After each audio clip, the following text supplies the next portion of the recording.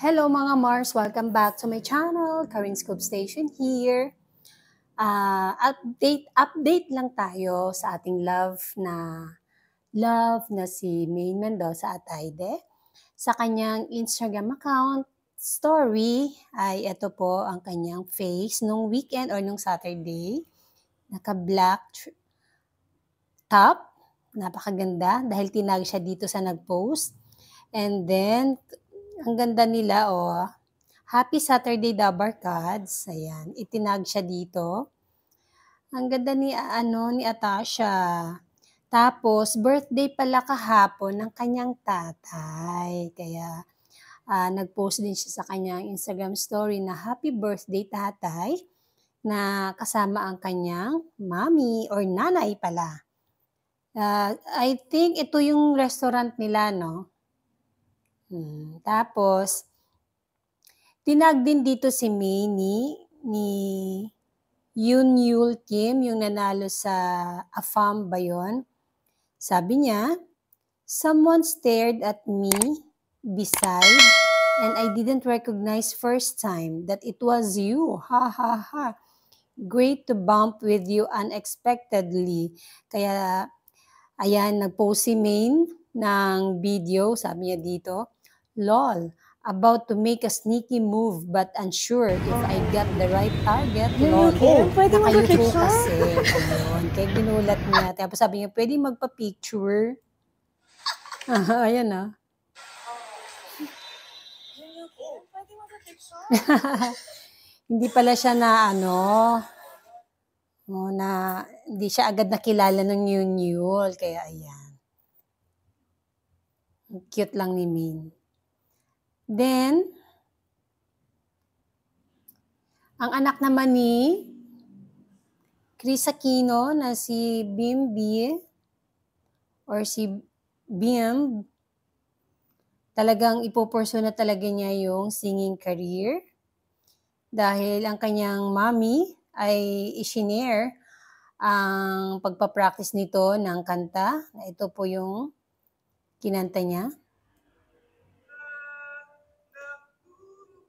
Nandito Ako by Ogie Alcacid. Iyon.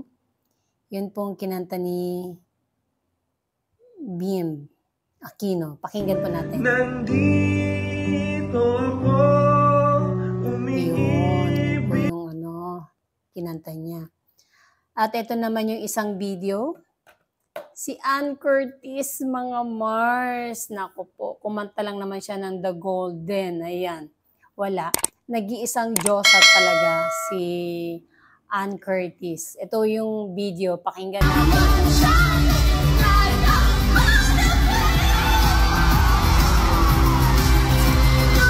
Diba? Ikaw na maging Ann Curtis.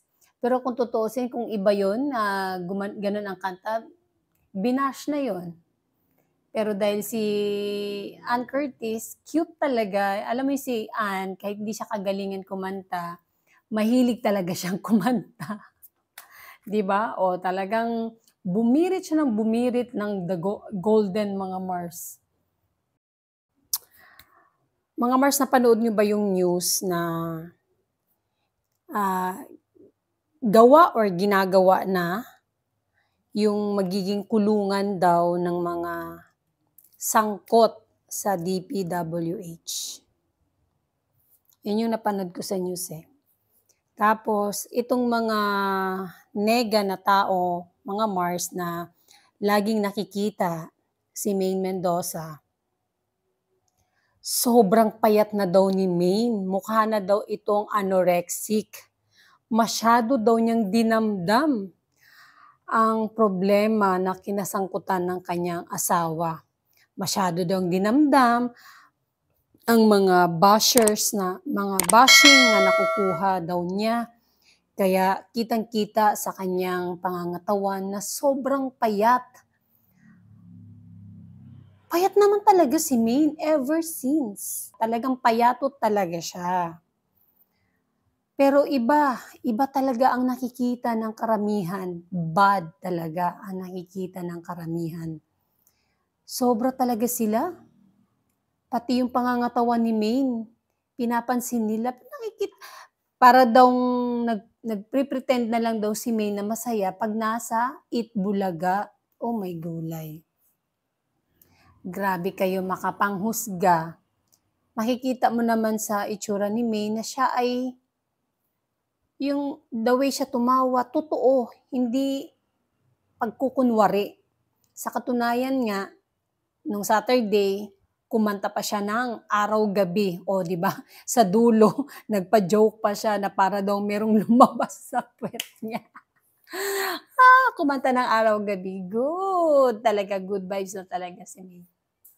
And that's it, mga Mars. Thank you for watching this video. Please like, comment, share, and subscribe for more scoops. Bye!